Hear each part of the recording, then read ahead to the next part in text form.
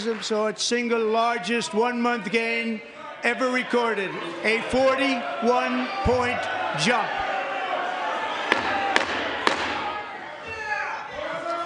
Members are directed to uphold and maintain decorum in the House and to cease any further disruptions. That's your warning.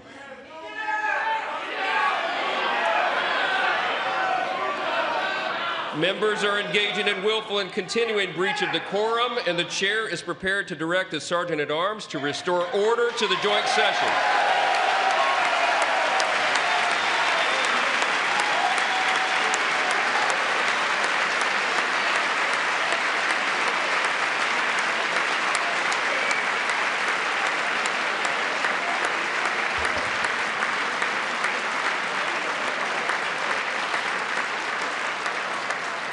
Mr. Green, take your seat. Take your seat, sir. Take your seat. Finding that members continue to engage in willful and concerted disruption of proper decorum, the chair now directs the Sergeant-at-Arms to restore order. Remove this gentleman from the chamber.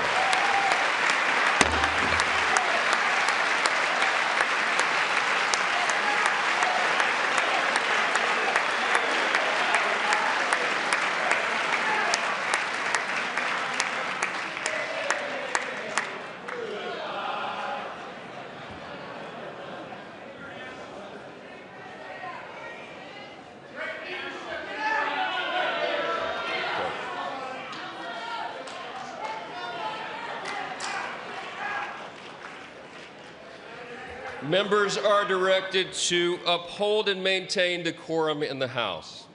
Mr. President, you continue. Thank you.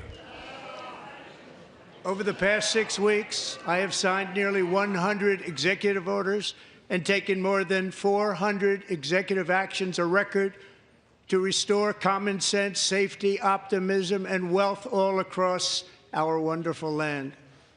The people elected me to do the job, and I'm doing it.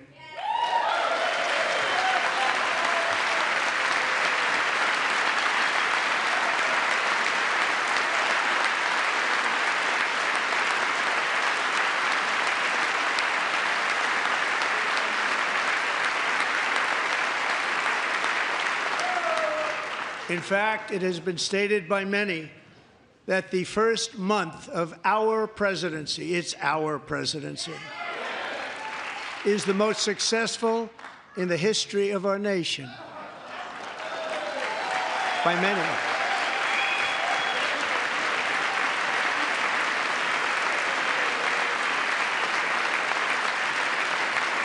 And what makes it even more impressive is that, do you know who number 2 is? George Washington. How about that? How about it? I don't know about that list, but we'll take it. Within hours of taking the oath of office, I declared a national emergency on our southern border, and I deployed the U.S. military and Border Patrol to repel the invasion of our country. And what a job they've done. As a result, illegal border crossings last month were by far the lowest ever recorded, ever.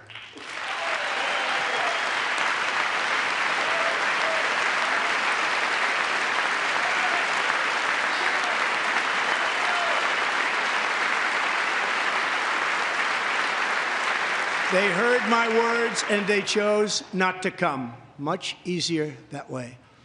In comparison, under Joe Biden, the worst president in American history, there were hundreds of thousands of illegal crossings a month, and virtually all of them, including murderers, drug dealers, gang members, and people from mental institutions and insane asylums, were released into our country. Who would want to do that? This is my 5th such speech to Congress.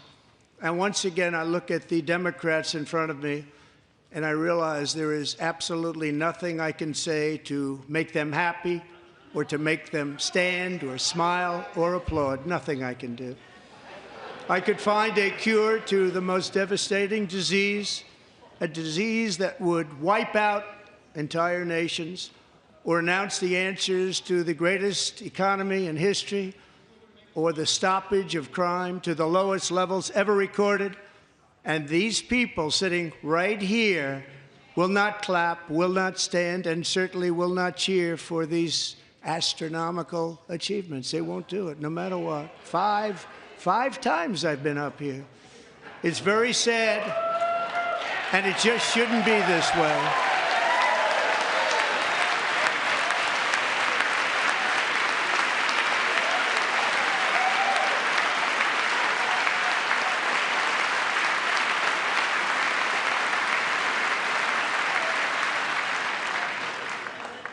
So Democrats sitting before me, for just this one night, why not join us in celebrating so many incredible wins for America? For the good of our nation, let's work together and let's truly make America great again.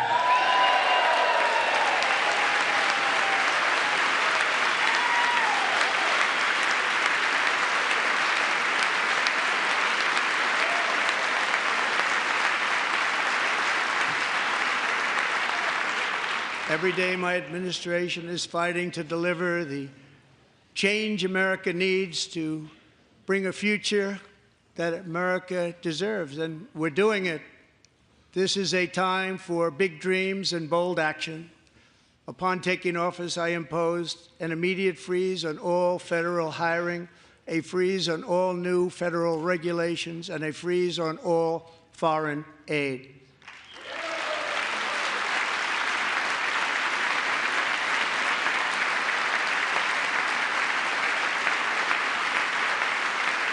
I terminated the ridiculous Green New Scam. I withdrew from the unfair Paris Climate Accord, which was costing us trillions of dollars that other countries were not paying. I withdrew from the corrupt World Health Organization.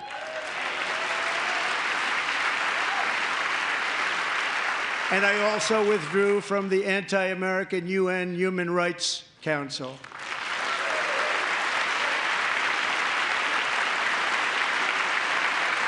We ended all of Biden's environmental restrictions that were making our country far less safe and totally unaffordable.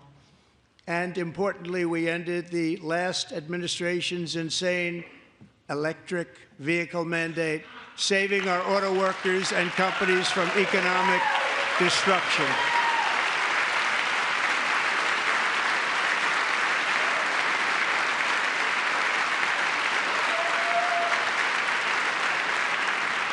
To unshackle our economy, I have directed that for every one new regulation, 10 old regulations must be eliminated, just like I did in my very successful first term.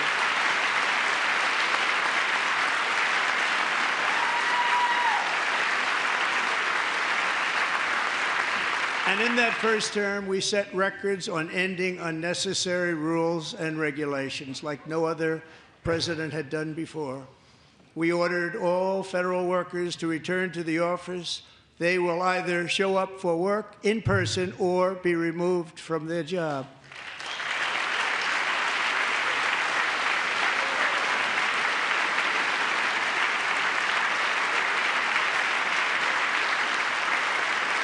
And we have ended weaponized government where, as an example, a sitting president is allowed to viciously prosecute his political opponent, like me. How did that work out? Not too good. Not too good.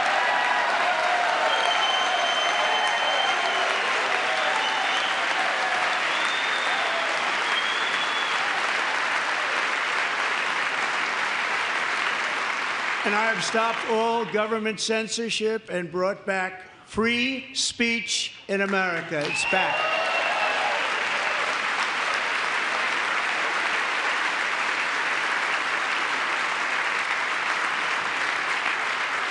And 2 days ago, I signed an order making English the official language of the United States of America.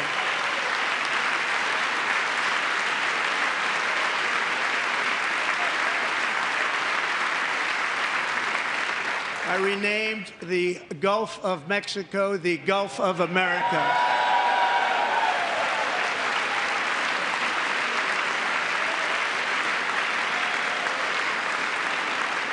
And likewise, I renamed for a great president, William McKinley, Mount McKinley again.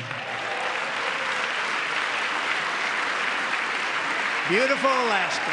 We love Alaska. We've ended the tyranny of so-called diversity, equity, and inclusion policies all across the entire federal government and indeed the private sector and our military. And our country will be woke no longer.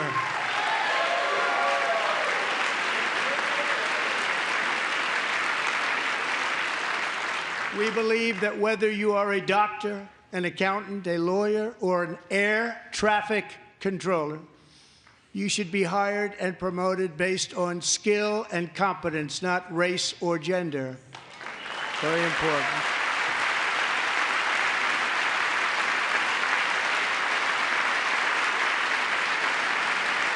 You should be hired based on merit. And the Supreme Court, in a brave and very powerful decision, has allowed us to do so. Thank you. Thank you very much. Thank you. We have removed the poison of critical race theory from our public schools, and I signed an order making it the official policy of the United States government that there are only two genders, male and female.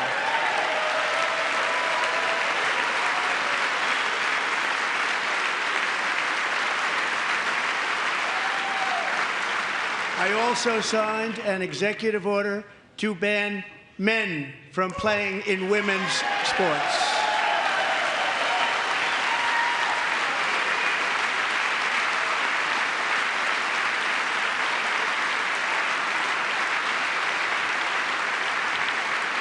Three years ago, Peyton McNabb was an all-star high school athlete, one of the best, preparing for a future in college sports. But when her girls' volleyball match was invaded by a male, he smashed the ball so hard in Peyton's face, causing traumatic brain injury, partially paralyzing her right side, and ending her athletic career. It was a shot like she's never seen before. She's never seen anything like it. Peyton is here tonight in the gallery, and Peyton, from now on, schools will kick the men off the girls' team, or they will lose all federal funding.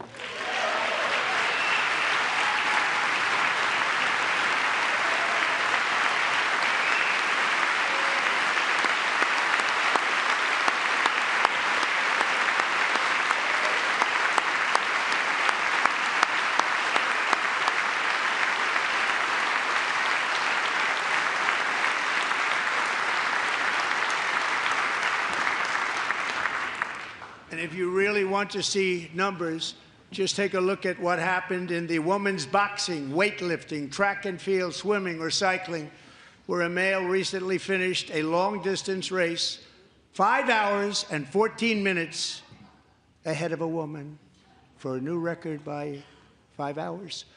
Broke the record by 5 hours. It's demeaning for women, and it's very bad for our country. We're not going to put up with it any longer.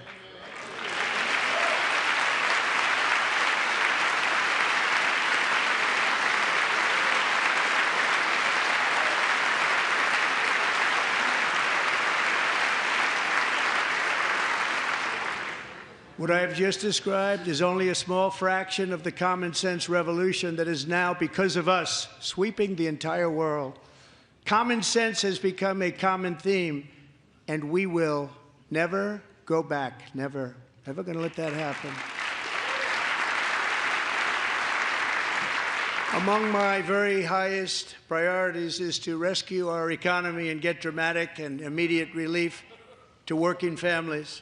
As you know, we inherited from the last administration an economic catastrophe and an inflation nightmare. Their policies drove up energy prices, pushed up grocery costs, and drove the necessities of life out of reach for millions and millions of Americans. They've never had anything like it. We suffered the worst inflation in 48 years, but perhaps even in the history of our country. They're not sure. As president, I'm fighting every day to reverse this damage and make America affordable again.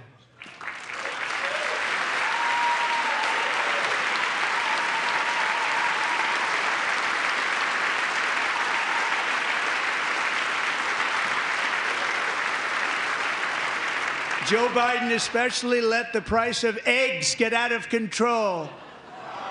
The egg price is out of control. And we're working hard to get it back down. Secretary, do a good job on that. You inherited a total mess from the previous administration. Do a good job.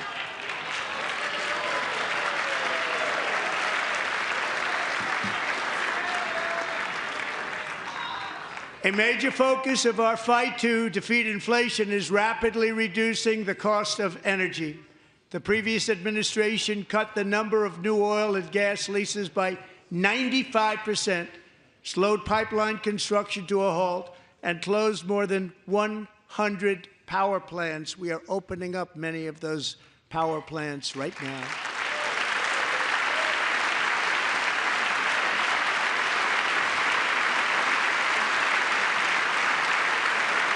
And frankly, we have never seen anything like it. That's why on my first day in office, I declared a national energy emergency. As you've heard me say many times, we have more liquid gold under our feet than any nation on earth, and by far. And now I fully authorize the most talented team ever assembled to go and get it. It's called Drill, Baby, Drill.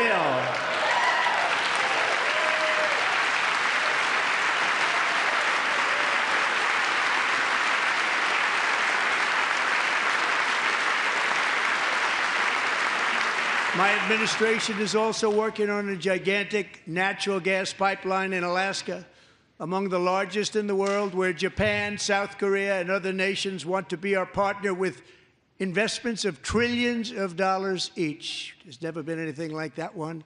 It will be truly spectacular. It's all set to go. The permitting is gotten. And later this week, I will also take historic action to dramatically expand production of critical minerals and rare earths here in the USA.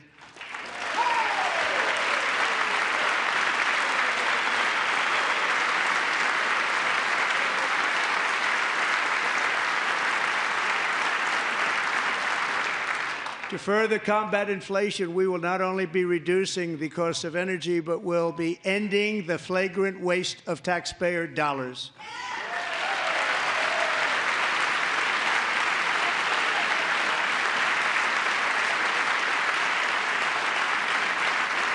And to that end, I have created the brand new Department of Government Efficiency, DOGE.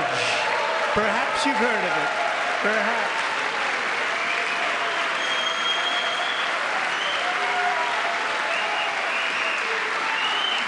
Which is headed by Elon Musk, who is in the gallery tonight.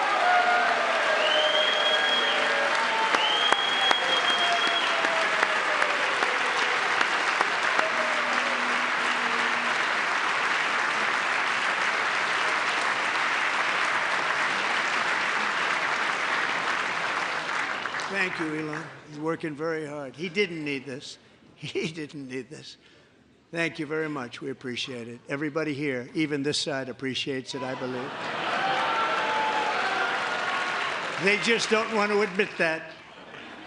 Just listen to some of the appalling waste we have already identified. $22 billion from HHS to provide free housing and cars for illegal aliens. $45 million for diversity, equity, and inclusion scholarships in Burma. $40 million to improve the social and economic inclusion of sedentary migrants. Nobody knows what that is. $8 million to promote LGBTQI+ in the African nation of Lesotho, which nobody has ever heard of. $60 million for indigenous peoples and Afro-Colombian empowerment in Central America. $60 million. $8 million for making mice transgender. This is real.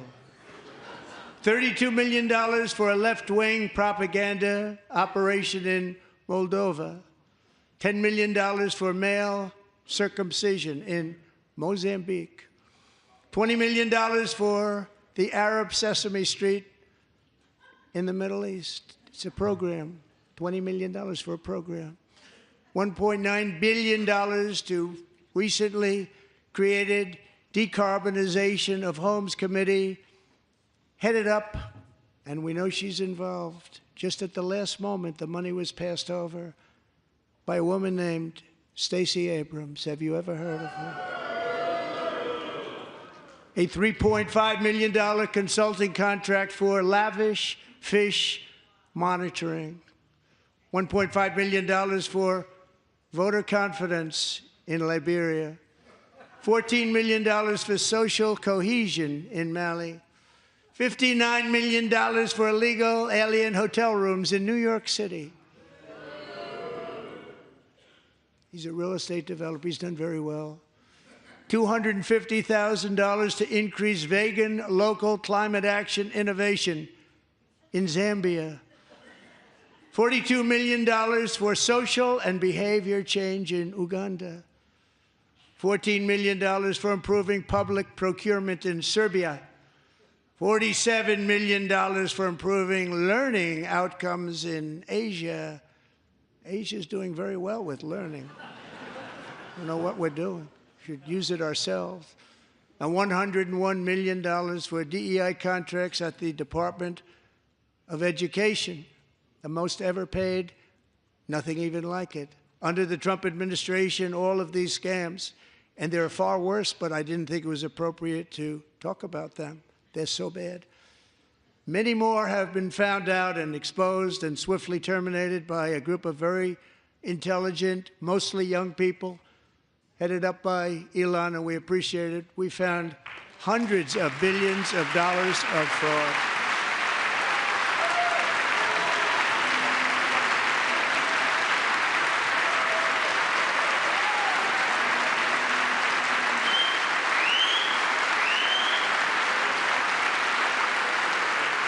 And we've taken back the money and reduced our debt to fight inflation and other things.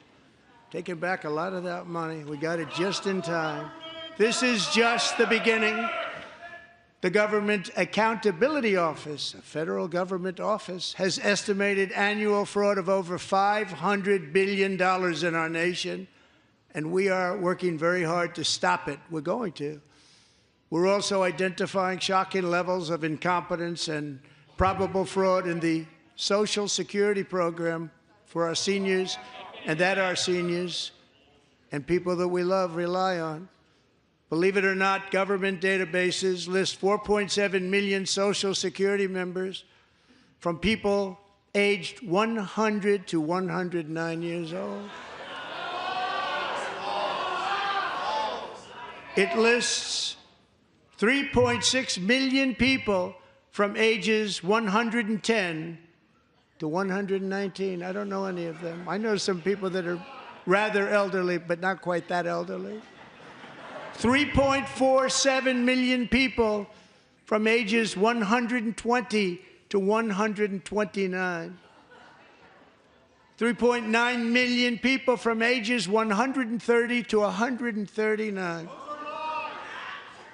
3.5 million people from ages 140 to 149.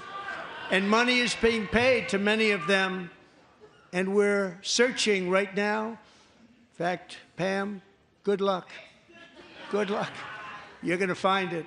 But a lot of money is paid out to people because it just keeps getting paid, and nobody does, and it really hurts Social Security and hurts our country. 1.3 million people from ages 150 to 159, and over 130,000 people, according to the Social Security databases are age over 160 years old.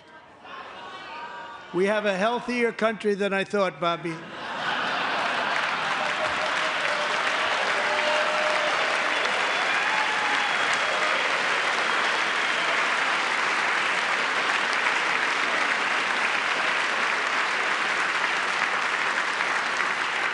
Including, to finish, 1,039 people between the ages of 220 and 229, one person between the age of 240 and 249, and one person is listed at 360 years of age.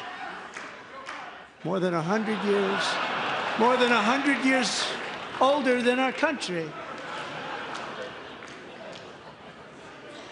But we're going to find out where that money's going, and it's not going to be pretty. By slashing all of the fraud, waste, and theft we can find, we will defeat inflation, bring down mortgage rates, lower car payments and grocery prices, protect our seniors, and put more money in the pockets of American families.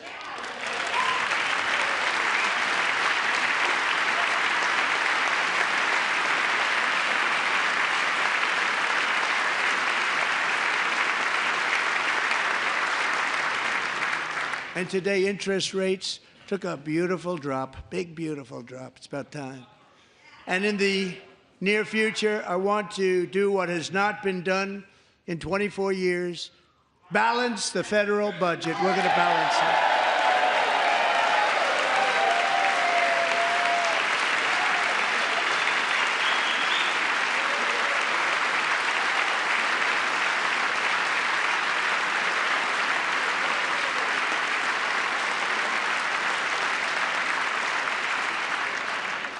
With that goal in mind, we have developed in great detail what we are calling the Gold Card, which goes on sale very, very soon.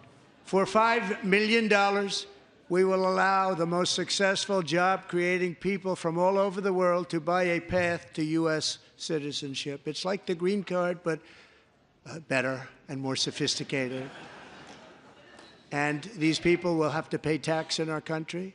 They won't have to pay tax from where they came. The money that they've made, you wouldn't want to do that, but they have to pay tax, create jobs. They'll also be taking people out of colleges and paying for them so that we can keep them in our country instead of having them being forced out. Number one, at the top school, as an example, being forced out and not being allowed to stay and create tremendous numbers of jobs and great success for a company out there. So while we take out the criminals, killers, traffickers, and child predators who are allowed to enter our country under the open border policy of these people, the Democrats, the Biden administration, the open border insane policies that you've allowed to destroy our country, we will now bring in brilliant, hardworking, job-creating people. They're going to pay a lot of money, and we're going to reduce our debt with that money.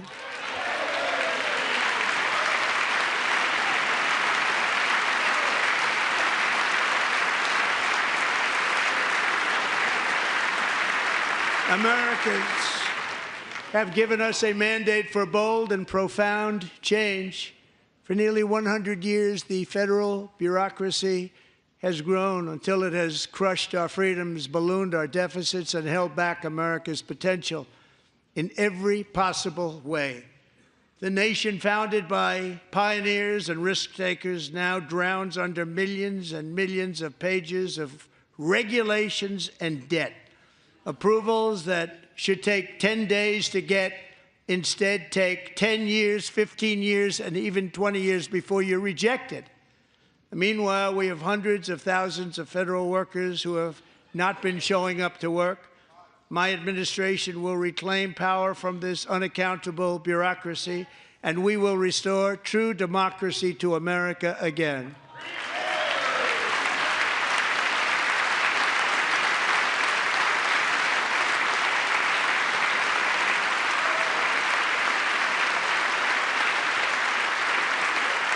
And any federal bureaucrat who resists this change will be removed from office immediately. Because we are draining the swamp. It's very simple. and the days of rule by unelected bureaucrats are over.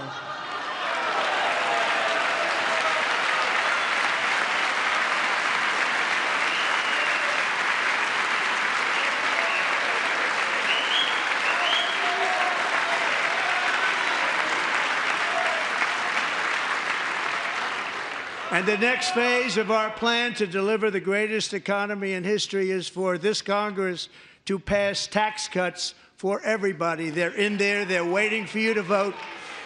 And I'm sure that the people on my right, I don't mean the Republican right, but my right here, I'm sure you're going to vote for those tax cuts, because otherwise I don't believe the people will ever vote you into office. So I'm doing you a big favor by telling you that.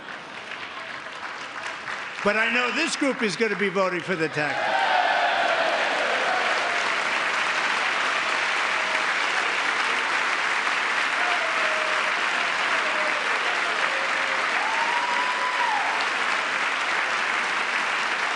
Thank you. It's a very, very big part of our plan. We had tremendous success in our first term with it. A very big part of our plan. We're seeking permanent income tax cuts all across the board. And to get urgently needed relief to Americans hit especially hard by inflation, I'm calling for no tax on tips, no tax on overtime, and no tax on Social Security benefits for our great seniors.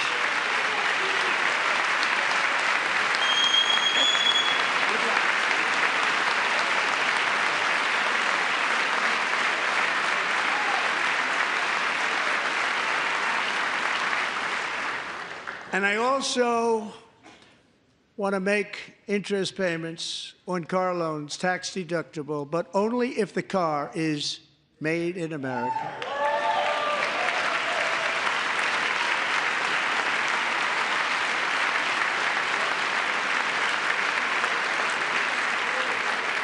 And by the way, we're going to have growth in the auto industry like nobody's ever seen. Plants are opening up all over the place. Deals are being made.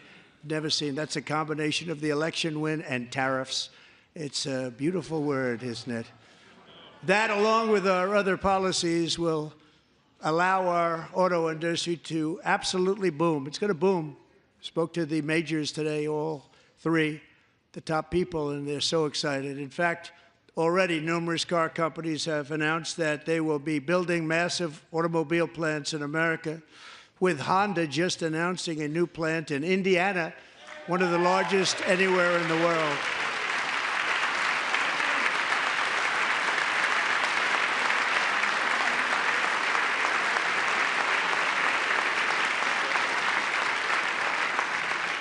And this has taken place since our great victory on November 5th, a date which will hopefully go down as one of the most important in the history of our country.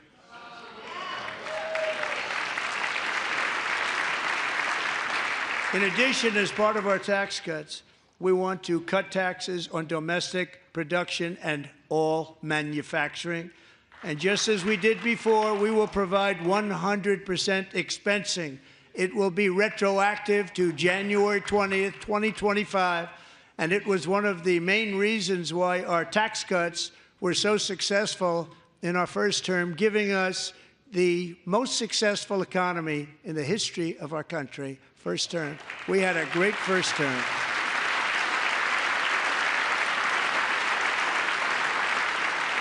If you don't make your product in America, however, under the Trump administration, you will pay a tariff, and in some cases, a rather large one.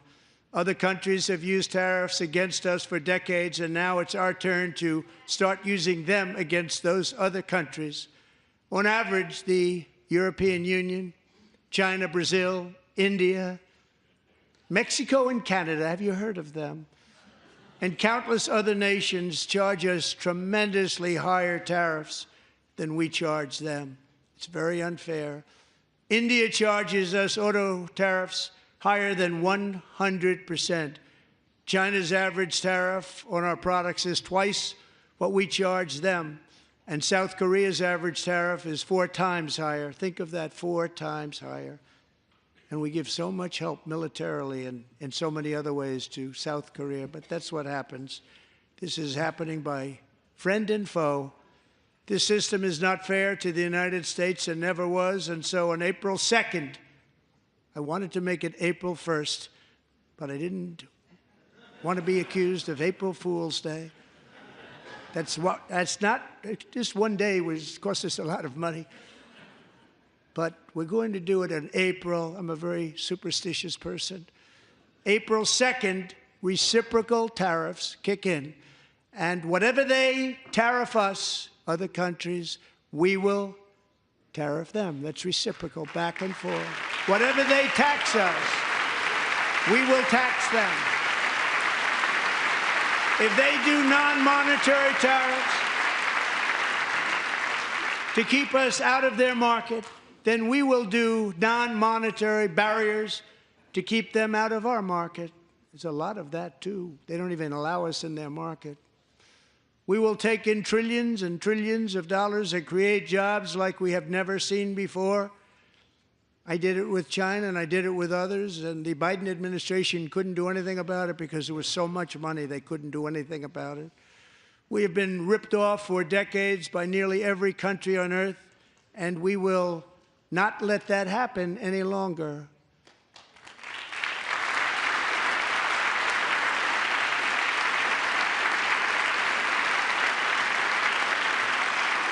Much has been said over the last 3 months about Mexico and Canada, but we have very large deficits with both of them. But even more importantly, they've allowed fentanyl to come into our country at levels never seen before, killing hundreds of thousands of our citizens and many very young, beautiful people, destroying families.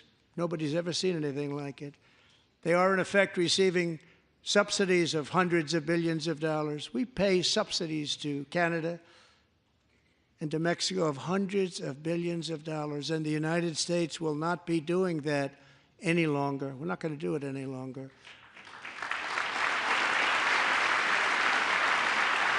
Thanks to our America First policies we're putting into place, we have had $1.7 trillion of new investment in America in just the past few weeks. The combination of the election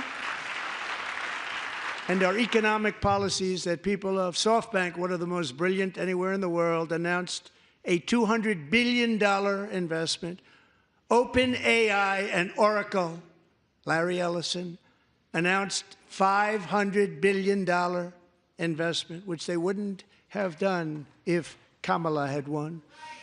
Apple announced $500 billion investment.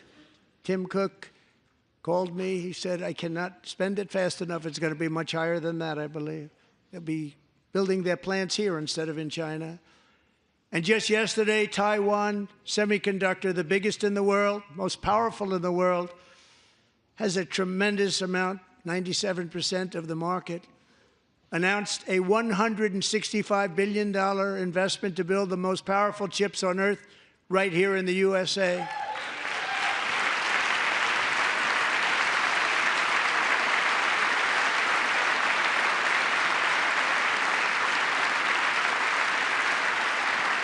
And we're not giving them any money. Your CHIPS Act is a horrible, horrible thing. We give hundreds of billions of dollars, and it doesn't mean a thing. They take our money and they don't spend it.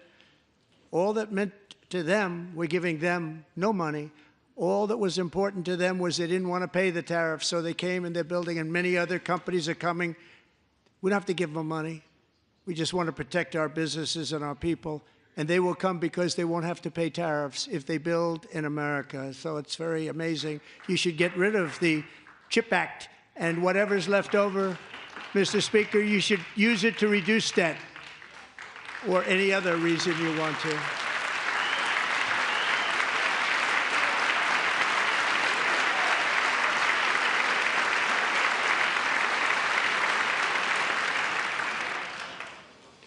Our new trade policy will also be great for the American farmer. I love the farmer, who will now be selling into our home market, the USA, because nobody is going to be able to compete with you. Because those goods that come in from other countries and companies, they're really in a bad position in so many different ways. They're uninspected. They may be very dirty and disgusting, and they come in and they pour in, and they hurt our American farmers. The tariffs will go on agricultural product coming into America, and our farmers, starting on April 2nd, it may be a little bit of an adjustment period. We had that before when I made the deal with China, $50 billion of purchases, and I said, just bear with me, and they did. They did. Probably have to bear with me again, and this will be even better. That was great. The problem with it was that Biden didn't enforce it. He didn't enforce it. $50 billion of purchases, and we were doing great, but Biden did not enforce it, and it hurt our farmers. But our farmers are going to have a field day right now. So to our farmers, have a lot of fun. I love you too. I love you too. It's all going to happen.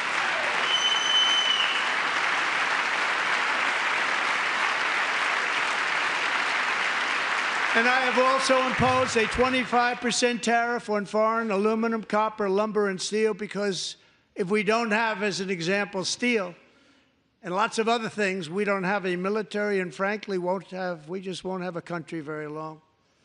Here today is a proud American steelworker, fantastic person from Decatur, Alabama, Jeff Denard.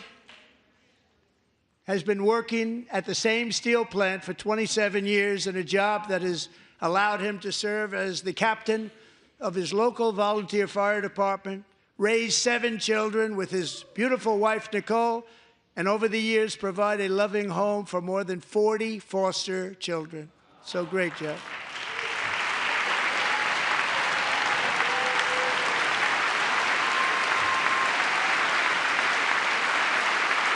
Thank you, Jeff. Thank you, Jeff.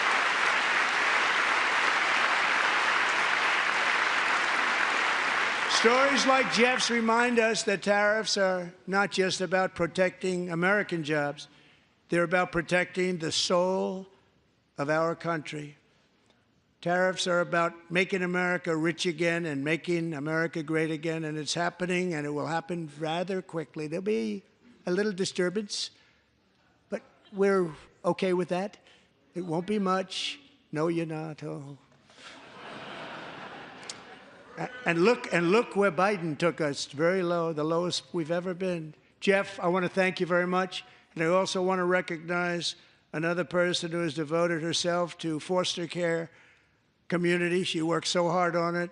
A very loving person, our magnificent First Lady of the United States.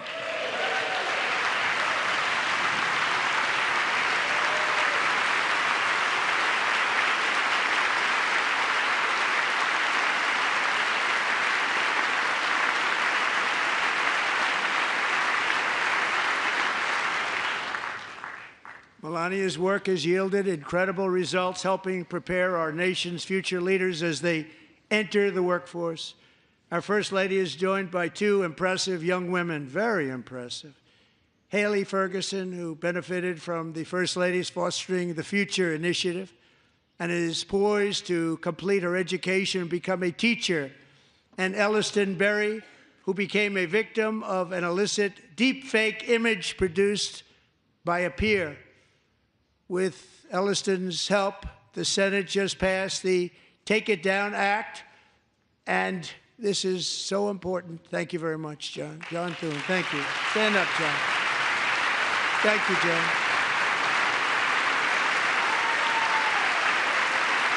Thank you all very much.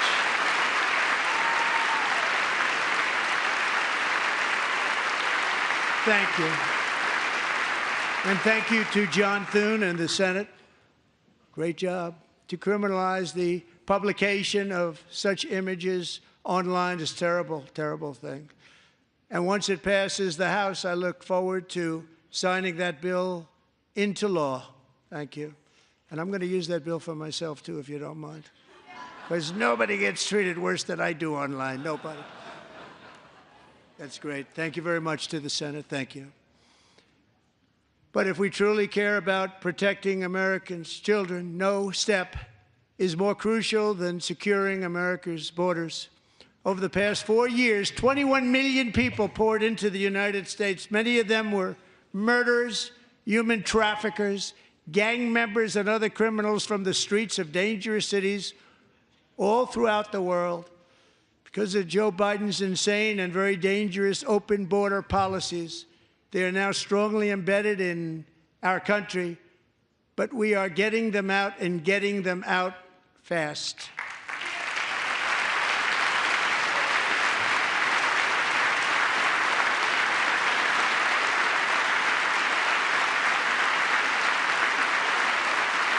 And I want to thank Tom Homan and Christy. I want to thank you and Paul of Border Patrol.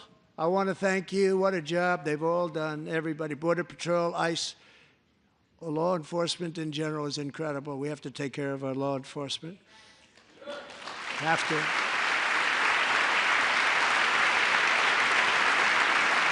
Last year,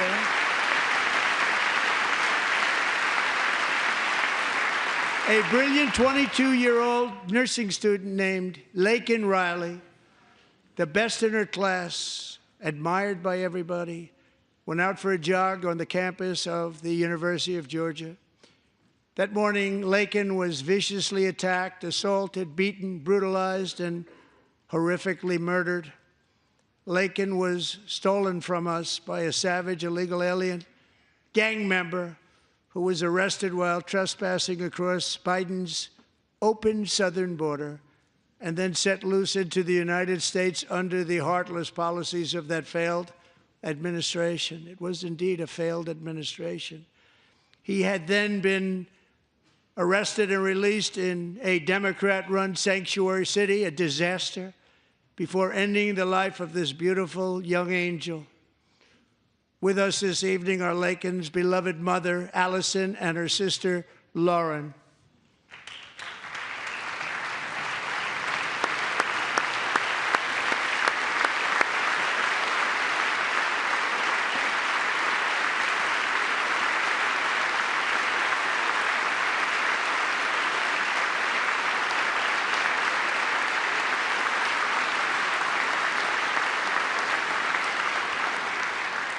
Last year, I told Laken's grieving parents that we would ensure their daughter would not have died in vain. That's why the very first bill I signed into law as your 47th president mandates the detention of all dangerous criminal aliens who threaten public safety.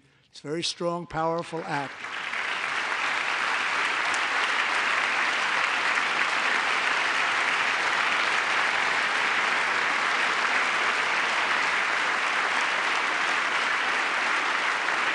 It's called the Laken-Riley Act. So Allison and Lauren, America will never, ever forget our beautiful Laken Hope Riley.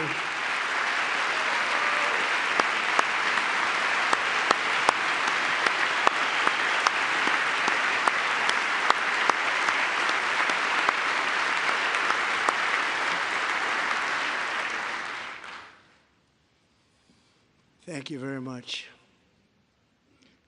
Since taking office, my administration has launched the most sweeping border and immigration crackdown in American history, and we quickly achieved the lowest numbers of illegal border crossers ever recorded. Thank you.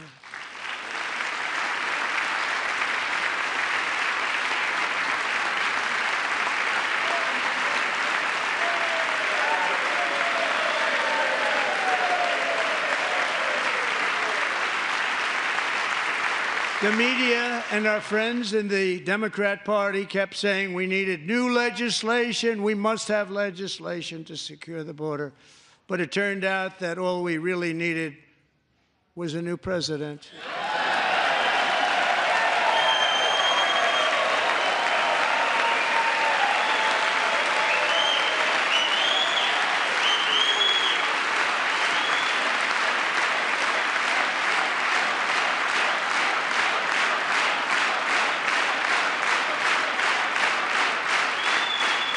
Thank you.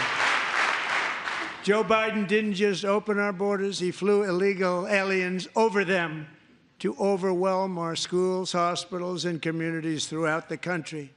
Entire towns like Aurora, Colorado, and Springfield, Ohio, buckled under the weight of the migrant occupation and corruption like nobody's ever seen before. Beautiful towns destroyed. Now, just as I promised in my inaugural address, we are achieving the great liberation of America.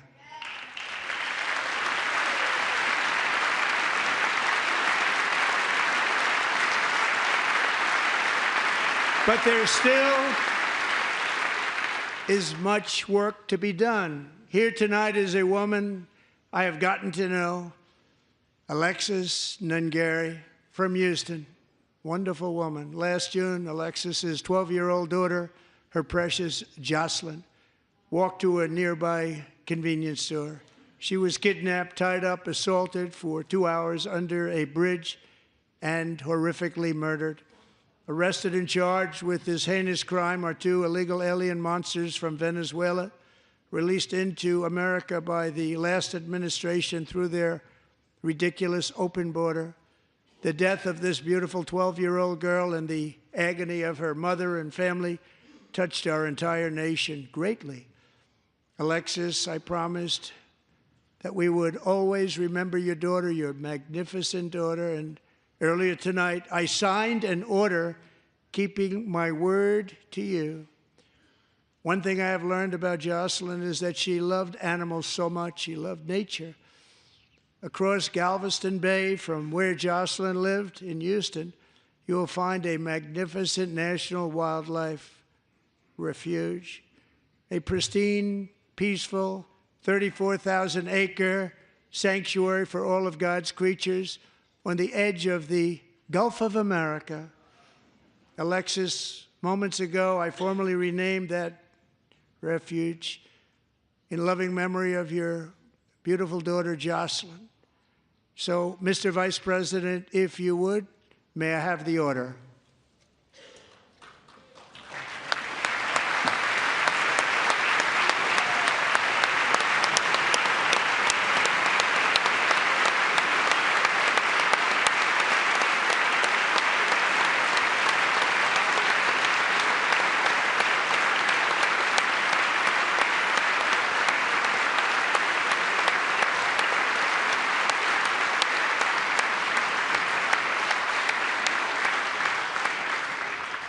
Thank you very much.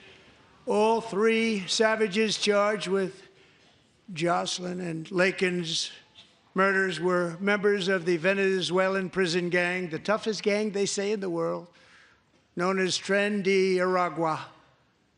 2 weeks ago, I officially designated this gang, along with MS-13 and the bloodthirsty Mexican drug cartels, as foreign terrorist organizations.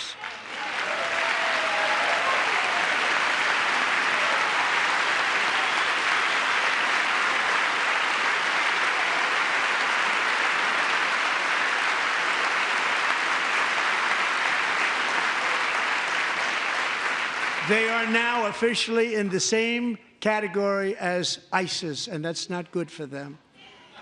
Countless thousands of these terrorists were welcomed into the U.S. by the Biden administration.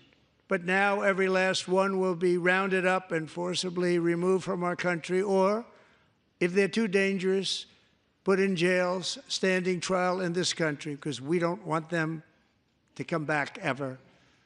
With us this evening is a warrior on the front lines of that battle, Border Patrol Agent Roberto Ortiz. Great guy.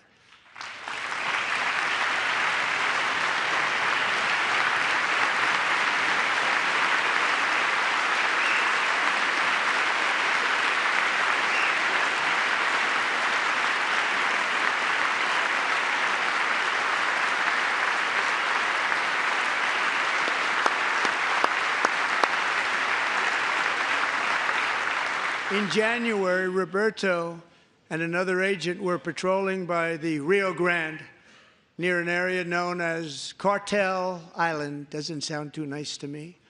When heavily armed gunmen started shooting at them, Roberto saw that his partner was totally exposed, at great danger, and he leapt into action, returning fire and providing crucial seconds for his fellow agent to seek safety, just barely. I have some of the prints of that event, and it was not good. Agent Ortiz, we salute you for your great courage and for your line of fire that you took and for the bravery that you showed. We honor you, and we will always honor you. Thank you, Roberto, very much.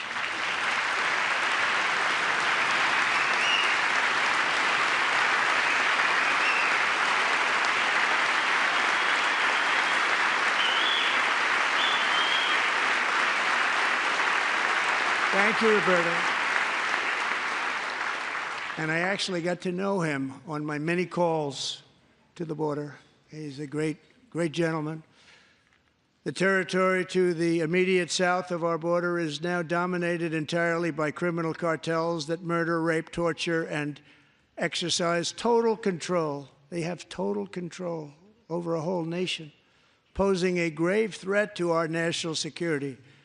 The cartels are waging war in America, and it's time for America to wage war on the cartels, which we are doing.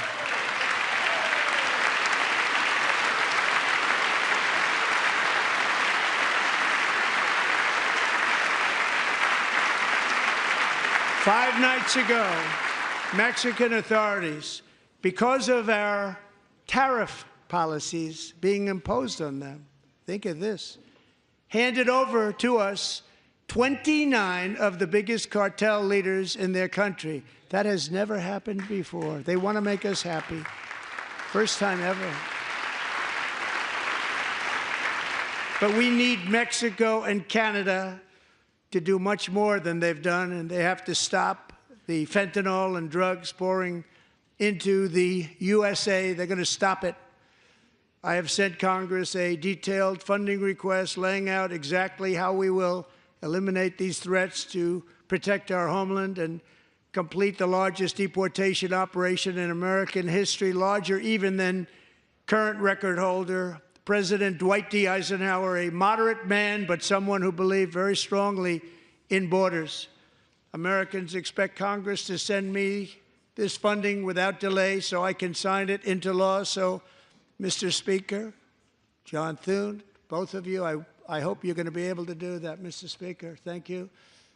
Mr. Leader, thank you. Thank you very much. And let's get it to me. I'll sign it so fast, you won't even believe it.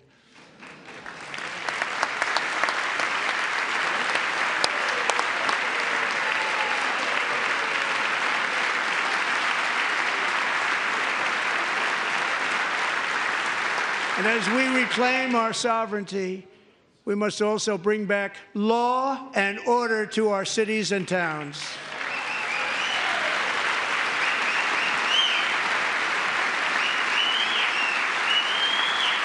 In recent years, our justice system has been turned upside down by radical left lunatics. Many jurisdictions virtually ceased enforcing the law against dangerous repeat offenders while weaponizing law enforcement against political opponents like me. My administration has acted swiftly and decisively to restore fair, equal, and impartial justice under the constitutional rule of law, starting at the FBI and the DOJ. Pam, good luck. Cash, wherever you may be, good luck. Good luck. Pam Bondi. Good luck. So important. Going to do a great job. Cash, thank you. Thank you, Cash.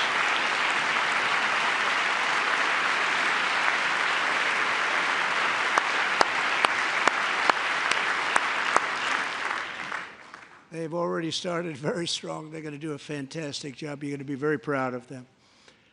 We're also once again giving our police officers the support, protection, and respect they so dearly deserve. They have to get it. They have such a hard, dangerous job, but we're going to make it less dangerous. The problem is the bad guys don't respect the law, but they're starting to respect it, and they soon will respect it.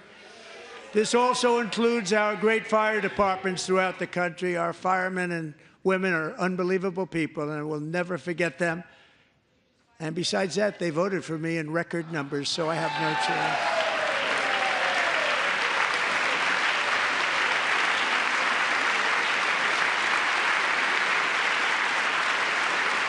One year ago this month, 31-year-old New York police officer Jonathan Diller, unbelievably wonderful person and a great officer, was gunned down at a traffic stop on Long Island. I went to his funeral. The vicious criminal charged with his murder had 21 prior arrests, and they were rough arrests, too. He was a real bad one. The thug in the seat next to him had 14 prior arrests and went by the name of Killer. He was Killer. He killed other people, they say, a lot of them. I attended Officer Diller's service, and when I met his wife and one-year-old son, Ryan, it was very inspirational, actually. His widow's name is Stephanie, and she is here tonight. Stephanie, thank you very much, Stephanie. Thank you very much.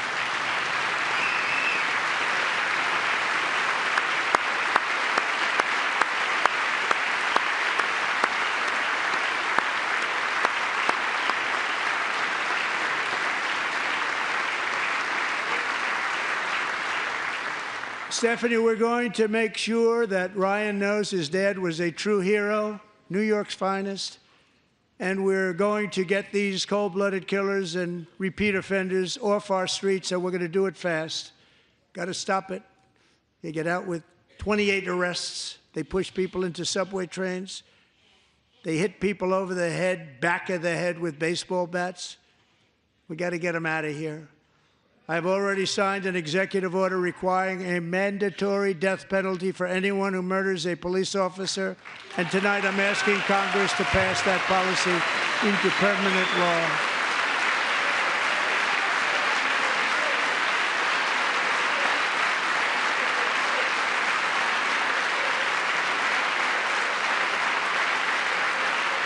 I'm also asking for a new crime bill getting tough on repeat offenders while enhancing protections for America's police officers so they can do their jobs without fear of their lives being totally destroyed. They don't want to be killed. We're not going to let them be killed. Joining us in the gallery tonight is a young man who truly loves our police. His name is DJ Daniel. He is 13 years old, and he has always dreamed of becoming a police officer.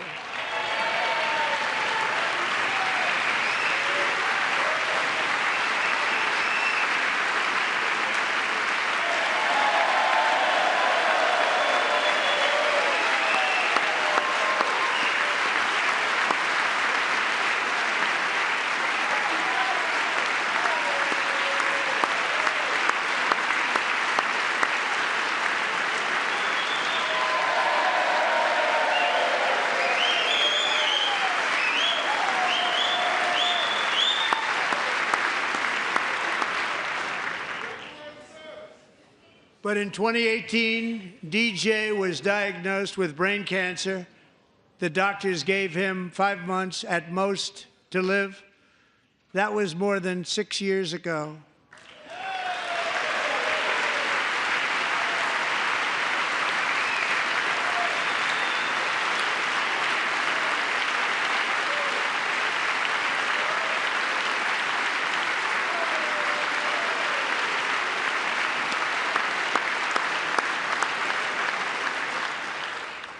Since that time, DJ and his dad have been on a quest to make his dream come true, and DJ has been sworn in as an honorary law enforcement officer, actually a number of times. The police love him, the police departments love him. And tonight, DJ, we're going to do you the biggest honor of them all. I am asking our new Secret Service Director, Sean Curran, to officially make you an agent of the United States Secret Service.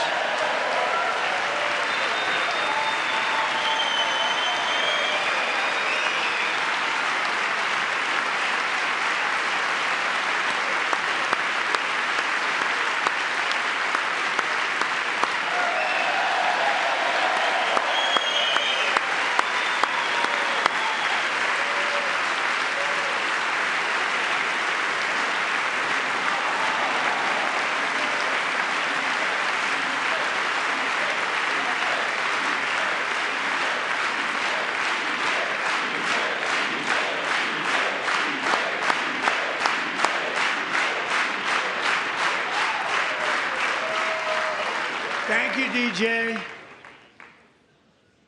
DJ's doctors believe his cancer likely came from a chemical he was exposed to when he was younger. Since 1975, rates of child cancer have increased by more than 40%. Reversing this trend is one of the top priorities for our new presidential commission to make America healthy again, chaired by our new Secretary of Health and Human Services, Robert F. Kennedy, Jr.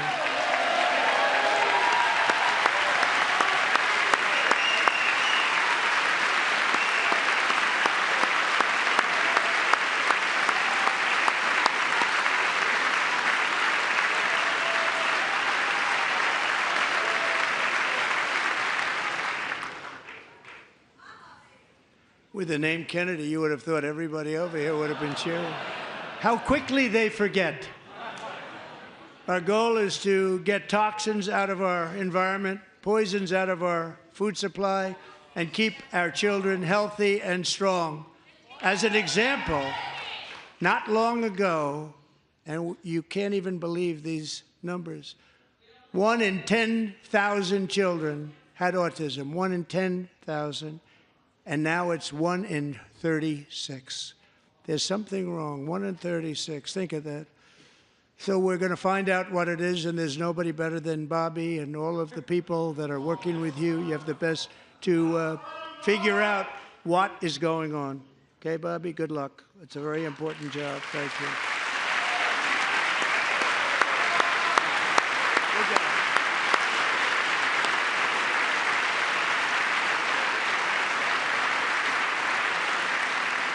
Thank you. My administration is also working to protect our children from toxic ideologies in our schools. A few years ago, January Littlejohn and her husband discovered that their daughter's school had secretly socially transitioned their 13-year-old little girl.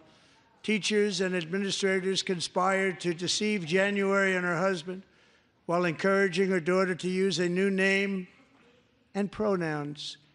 They, them pronoun, actually, all without telling January, who is here tonight and is now a courageous advocate against this form of child abuse. January, thank you. Thank you. Thank you very much.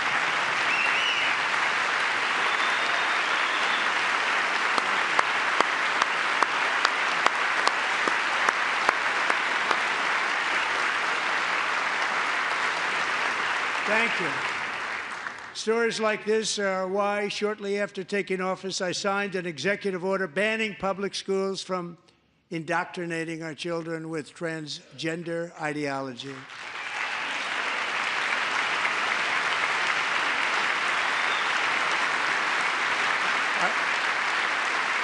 I also signed an order to cut off all taxpayer funding to any institution that engages in the sexual mutilation of our youth.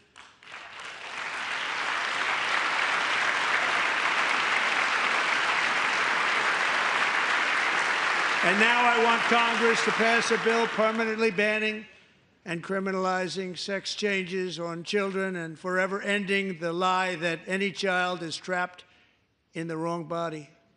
This is a big lie.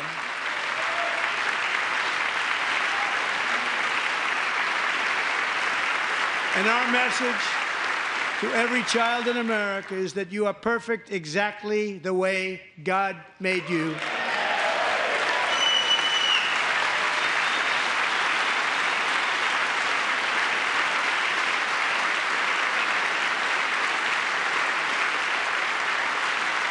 Because we're getting wokeness out of our schools and out of our military, and it's already out, and it's out of our society. We don't want it.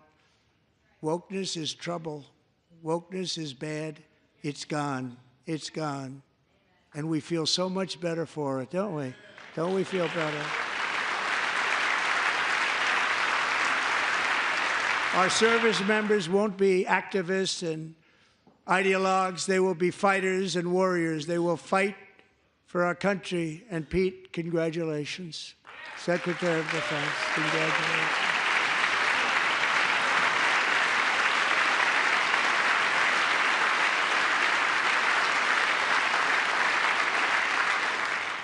And he's not big into the woke movement, I can tell you. I know him well.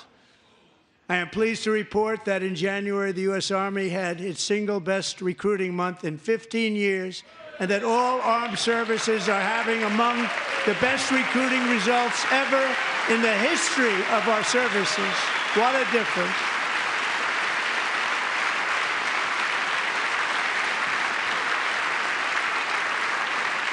And you know, it was just a few months ago where the results were exactly the opposite. We couldn't recruit anywhere. We couldn't recruit.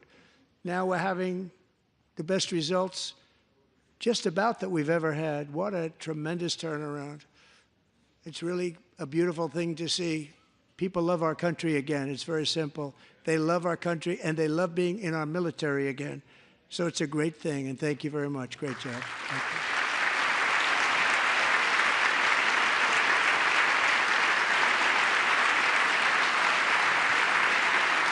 We're joined tonight by a young man, Jason Hartley, who knows the weight of that call of duty.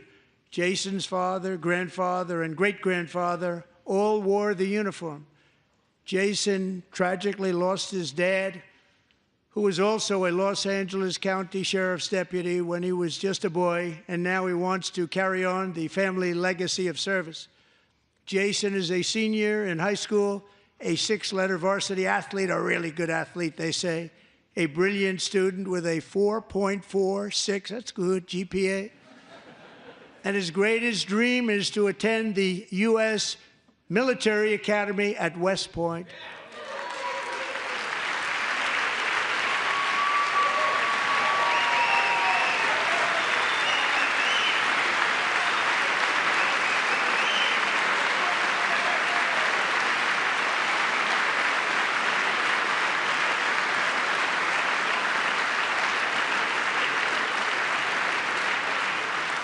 And Jason, that's a very big deal getting in. That's a hard one to get into. But I'm pleased to inform you that your application has been accepted. You will soon be joining the Corps of Cadets.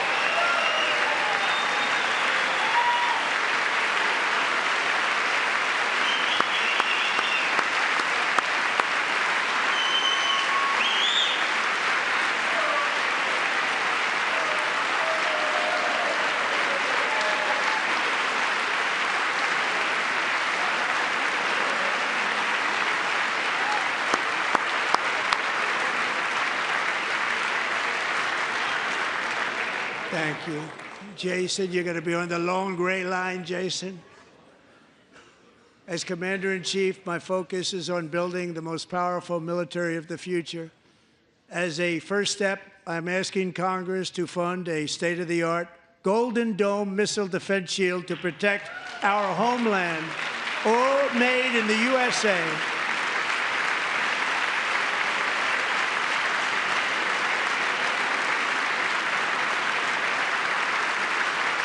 And Ronald Reagan wanted to do it long ago, but the technology just wasn't there, not even close. But now we have the technology. It's incredible, actually.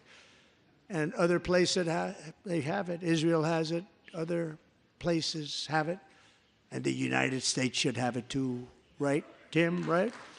They should have it too. So I want to thank you. But it's a very, very important. This is a very dangerous world. We should have it. We want to be protected, and we're going to protect our citizens like never before.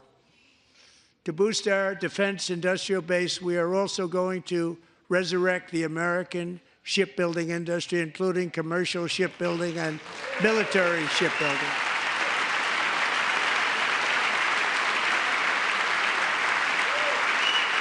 And for that purpose, I am announcing tonight that we will create a new Office of Shipbuilding in the White House and offer special tax incentives to bring this industry home to America where it belongs. We used to make so many ships. We don't make them anymore very much, but we're going to make them very fast, very soon.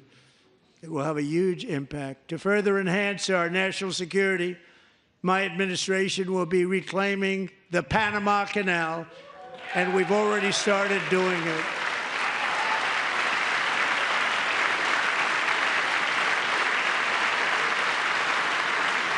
Just today, a large American company announced they are buying both ports around the Panama Canal and lots of other things having to do with the Panama Canal and a couple of other canals.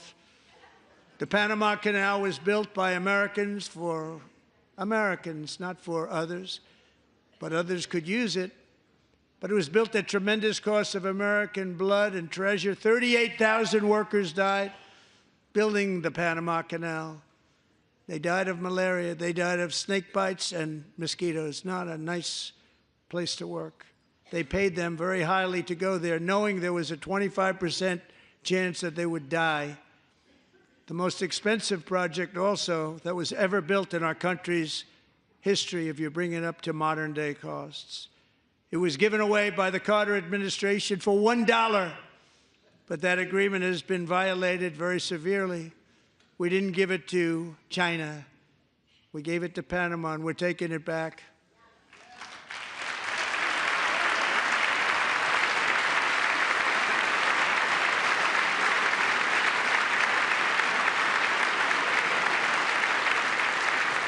And we have Marco Rubio in charge. Good luck, Marco. Now, we know who to blame if anything goes wrong. Marco's been amazing, and he's going to do a great job. Think of it. He got 100 votes. You know, he was approved with actually 99, but the 100th was this gentleman, and I feel very certain. So let's assume he got 100 votes. And I'm either very, very happy about that or I'm very concerned about it. But he's already proven. I mean, he's a great gentleman. He's respected by everybody, and we appreciate you voting for Marco. He's going to do a fantastic job. Thank you. Thank you. He's doing a great job. Great job. And I also have a message tonight for the incredible people of Greenland. We strongly support your right to determine your own future. And if you choose, we welcome you into the United States of America. We need Greenland for national security and even international security, and we're working with everybody involved to try and get it. But we need it really for international world security, and I think we're going to get it.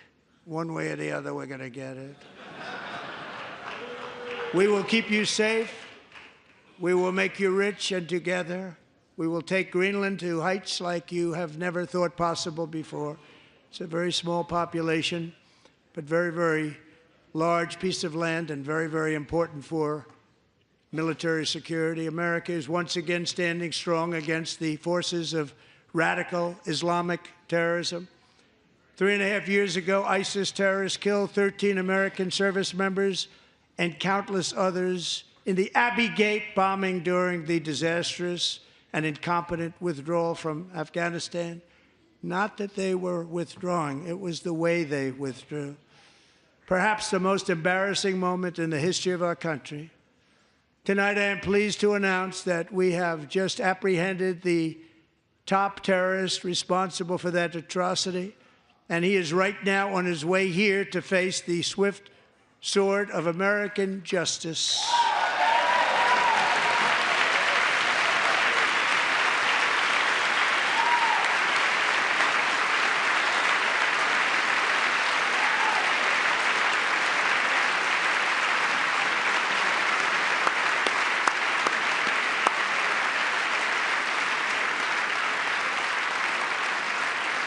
And I want to thank especially the government of Pakistan for helping arrest this monster.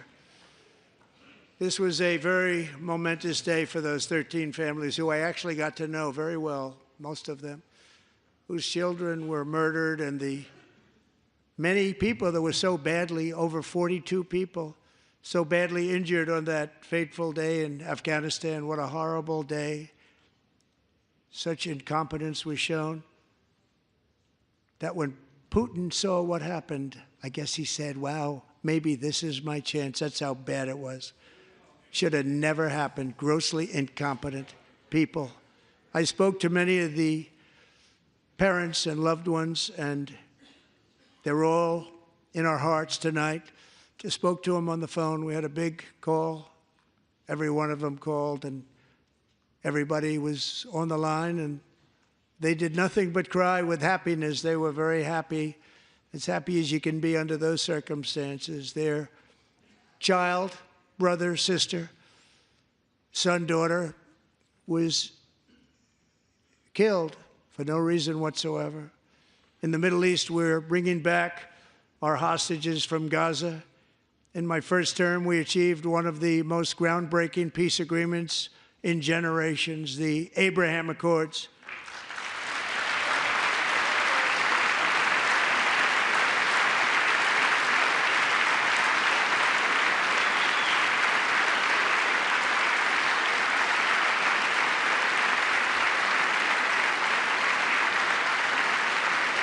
And now we're going to build on that foundation to create a more peaceful and prosperous future for the entire region. A lot of things are happening in the Middle East. People have been talking about that so much lately with everything going on with Ukraine and Russia. But a lot of things are happening in the Middle East. It's a rough neighborhood, actually. I'm also working tirelessly to end the savage conflict in Ukraine. Millions of Ukrainians and Russians have been needlessly killed or wounded in this horrific and brutal conflict with no end in sight. The United States has sent hundreds of billions of dollars to support Ukraine's defense with no security, with no anything.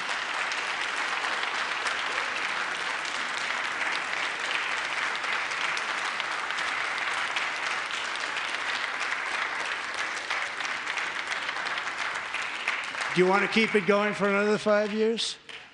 Yeah, you would say Pocahontas says yes.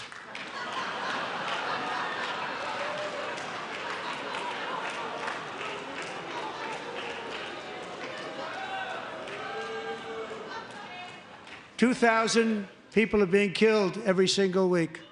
More than that. They're Russian young people. They're Ukrainian young people. They're not Americans. But I want it to stop. Meanwhile, Europe has sadly spent more money buying Russian oil and gas than they have spent on defending Ukraine, by far. Think of that. They've spent more buying Russian oil and gas than they have defending. And we've spent perhaps $350 billion, like taking candy from a baby. That's what happened. And they've spent $100 billion. What a difference that is. And we have an ocean separating us, and they don't. But we're getting along very well with them, and lots of good things are happening. Biden has authorized more money in this fight than Europe has spent by billions and billions of dollars. It's hard to believe that they wouldn't have stopped it and said, at some point, come on, let's equalize. You got to be equal to us. But that didn't happen. Earlier today, I received an important letter from President Zelensky of Ukraine. The letter reads, Ukraine is ready to come to the negotiating table as soon as possible to bring lasting peace closer. Nobody wants peace more than the Ukrainians, he said. My team and I stand ready to work under President Trump's strong leadership to get a peace that lasts. We do really value how much America has done to help Ukraine maintain its sovereignty and independence. Regarding the agreement on minerals and security, Ukraine is ready to sign it at any time that is convenient for you. I appreciate that he sent this letter, just got it a little while ago.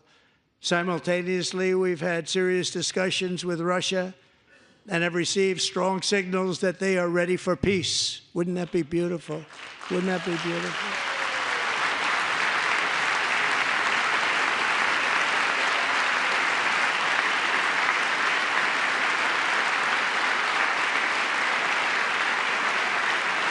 Wouldn't that be beautiful?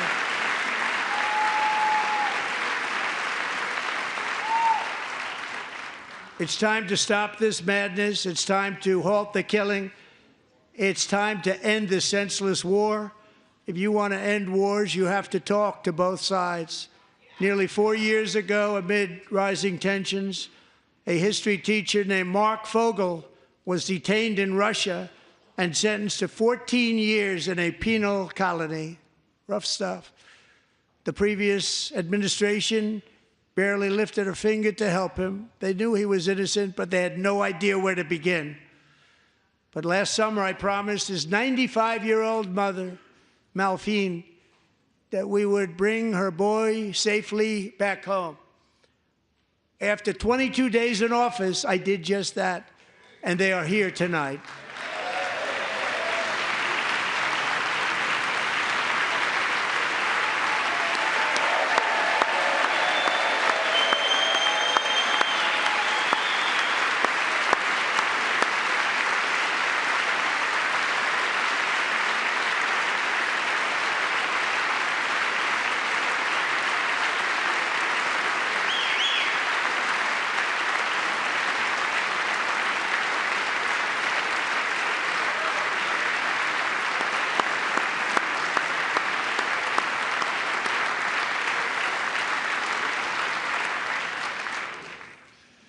To Mark and his great mom, we are delighted to have you safe and sound and with us.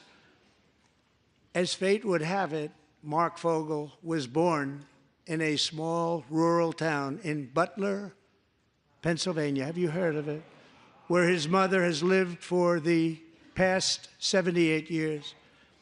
I just happened to go there last July 13th for a rally. That was not pleasant. And that is where I met his beautiful mom right before I walked onto that stage. And I told her I would not forget what she said about her son. And I never did I? Never forgot. Less than 10 minutes later, at that same rally, gunfire rang out, and a sick and deranged assassin unloaded 8 bullets from his sniper's perch into a crowd of many thousands of people. My life was saved by a fraction of an inch, but some were not so lucky. Corey Comparator was a firefighter, a veteran, a Christian, a husband, a devoted father, and above all, a protector. When the sound of gunshots pierced the air, it was a horrible sound. Corey knew instantly what it was and what to do. He threw himself on top of his wife and daughters and shielded them from the bullets with his own body. Corey was hit really hard.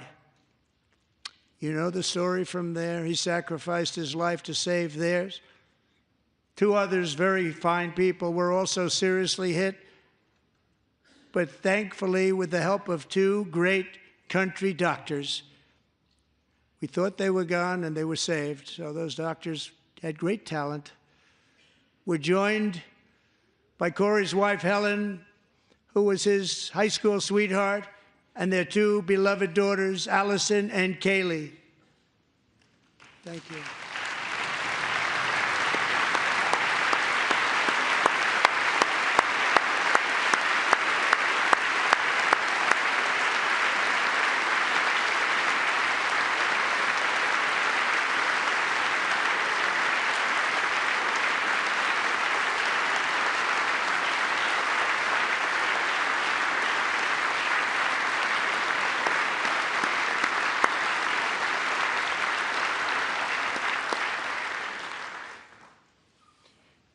To Helen, Allison, and Kaylee, Corey is looking down on his 3 beautiful ladies right now, and he is cheering you on. He loves you. He is cheering you on. Corey was taken from us much too soon, but his destiny was to leave us all with a shining example of the selfless devotion of a true American patriot. It was love like Corey's that built our country, and it's love like Corey's that is going to make our country more majestic than ever before. I believe that my life was saved that day in Butler for a very good reason. I was saved by God to make America great again. I believe that. Thank you. Thank you.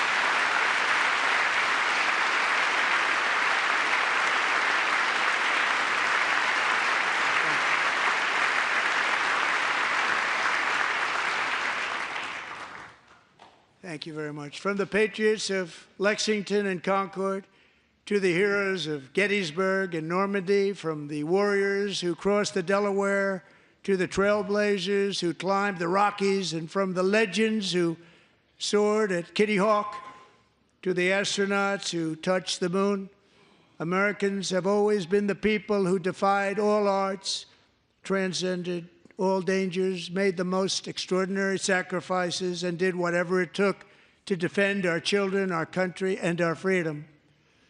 And as we have seen in this chamber tonight, that same strength, faith, love, and spirit is still alive and thriving in the hearts of the American people. Despite the best efforts of those who would try to censor us, silence us, break us, destroy us, Americans are today a proud, free, sovereign, and independent nation that will always be free, and we will fight for it till death. We will never let anything happen to our beloved country, because we are a country of doers, dreamers, fighters, and survivors. Our ancestors crossed a vast ocean, strode into the unknown wilderness, and carved their fortunes from the rock and soil of a perilous and very dangerous frontier. They chased our destiny across a boundless continent. They built the railroads, laid the highways, and graced the world with American marvels like the Empire State Building, the mighty Hoover Dam, and the towering Golden Gate Bridge. They lit the world with electricity, broke free of the force of gravity, fired up the engines of American industry, vanquished the communists, fascists, and Marxists all over the world, and gave us countless modern wonders sculptured out of iron, glass, and steel. We stand on the shoulders of these pioneers who won and built the modern age, these workers who poured their sweat into the skylines of our cities, these warriors who shed their blood on fields of battle and gave everything they had for our rights and for our freedom. Now it is our time to take up the righteous cause of American liberty. And it is our turn to take America's destiny into our own hands and begin the most thrilling days in the history of our country. This will be our greatest era. With God's help, over the next 4 years, we are going to lead this nation even higher, and we are going to forge the freest, most advanced, most dynamic, and most dominant civilization ever to exist on the face of this earth. We are going to create the highest quality of life, build the safest and wealthiest and healthiest and most vital communities anywhere in the world. We are going to conquer the vast frontiers of science, and we are going to lead humanity into space and plant the American flag on the planet Mars and even far beyond.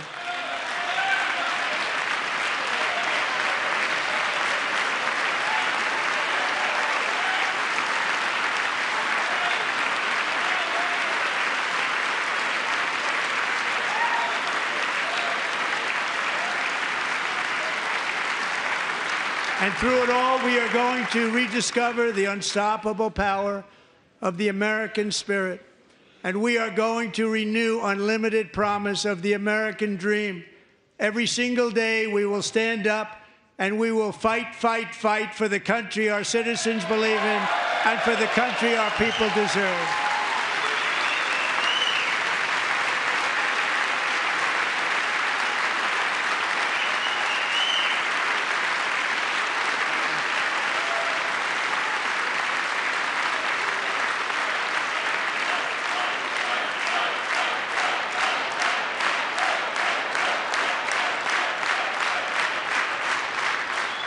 My fellow Americans, get ready for an incredible future, because the golden age of America has only just begun. It will be like nothing that has ever been seen before. Thank you, God bless you, and God bless America.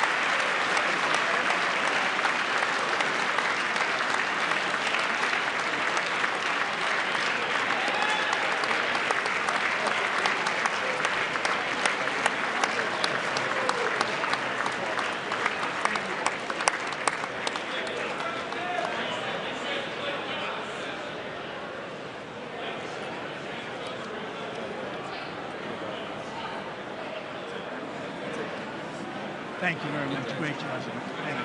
Great honor. Thank you. Thank you. Get this place going, all right? Thank you, sir.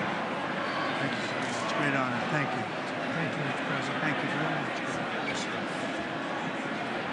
Very much. Thank you very much. Appreciate it. Thank you. I see you soon. Teaching young people to love America. Well, I'm trying to. Great guy. Thank you. That's your favorite. Thank you. Thank you. Thank you very much. Appreciate it. Howard. Thank you again. Thank you again. Won't forget. So good. Yeah, it's good. So good, sir. Thank you. Thank Best. you. Terrific, Mr. Really good. Really outstanding. Thanks. Thank you. Yes, sir. Thank you. Good job. Good job, Mr. President. Thanks. Thank you. Got you. Great. Mr. President, one of your best speeches. Thanks again, Mr. President. Thank you, Mr. President. Thanks for the phone call last night, too. Absolutely. You know that. Thank you very much. I'll do it. Just give me the information. I'm not going to get it. Sorry. Thank you, everybody. Great speech. Great speech. Thank you. Best speech ever. Yes. Good. Congratulations. Good job. Guy working. Can you sign President?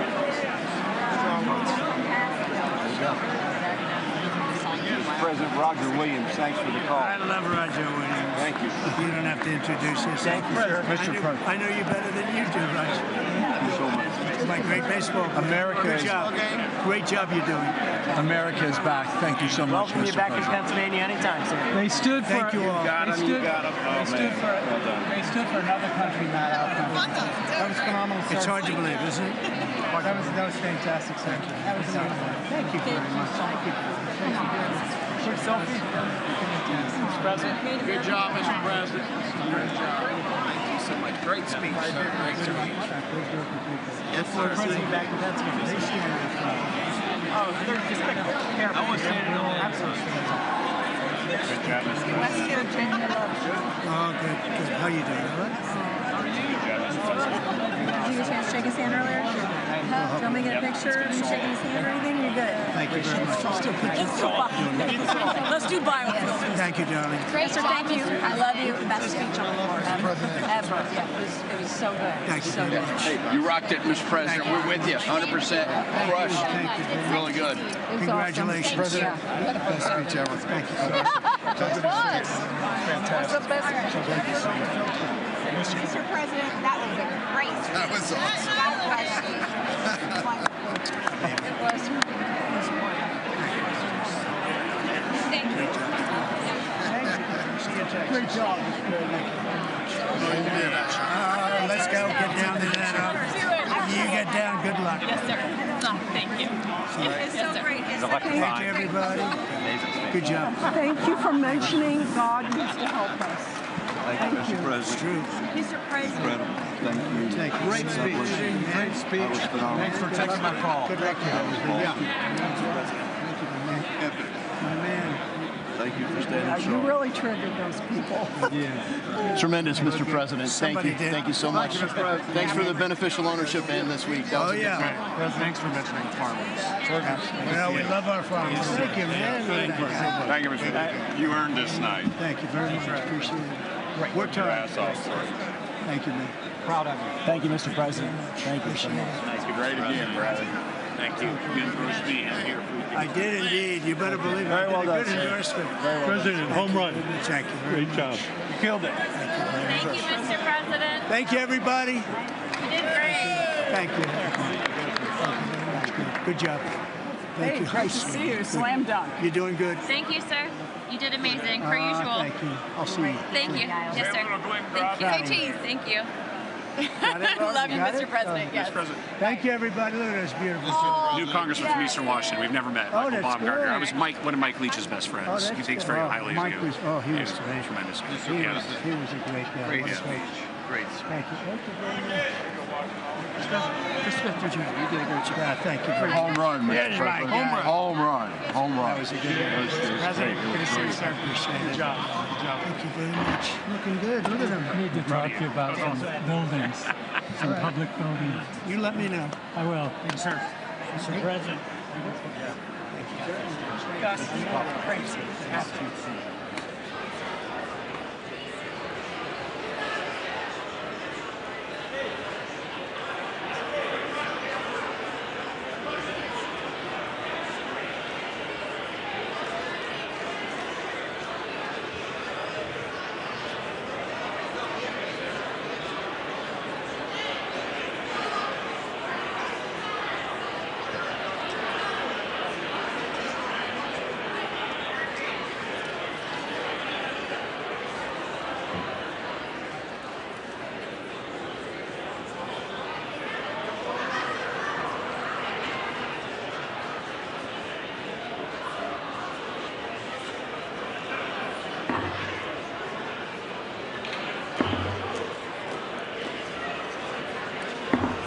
The House will be in order.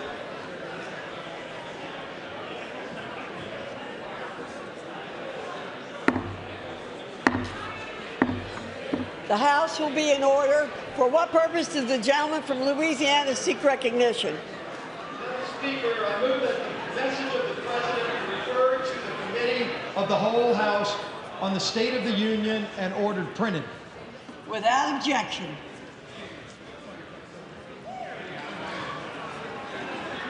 Does it,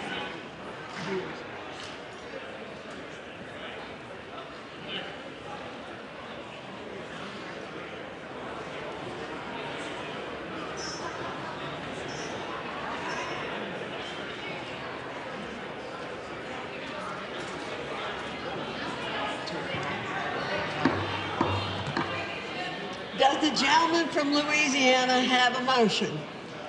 Madam Speaker, I move that the House now stand adjourned. The question is on the motion to adjourn.